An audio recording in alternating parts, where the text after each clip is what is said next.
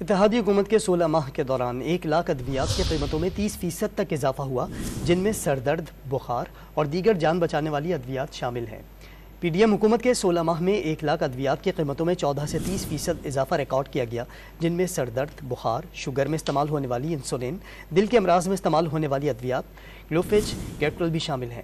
Pharmaceutical companies کے حکام کے مطابق ملک میں کینولا، میڈیکل ڈیوائسز، سٹینٹس سمیت دیگر اہم ادویات ناپید ہو چکی ہیں۔ اتحادی حکومت کے 16 ماہ کے دوران 1 لاکھ ادویات کی قیمتوں میں 30% تک اضافہ ہوا، جن میں سر درد، بخار اور دیگر جان بچانے والی ادویات شامل ہیں۔ پی ڈی ایم حکومت کے 16 ماہ میں 1 لاکھ ادویات کی قیمتوں میں 14 سے 30% اضافہ ریکارڈ کیا گیا، جن میں سر درد، بخار، شوگر میں استعمال ہونے والی انسولین، دل کے امراض میں استعمال ہونے والی ادویات، گلوفیج، کیٹرل بھی شامل ہیں۔ فارماسیوٹیکل کمپنیز کے حکام کے مطابق ملک میں کینولا، میڈیکل ڈیوائسز، سٹینٹس سمیت دیگر اہم ادویات ناپید ہو چکی ہیں۔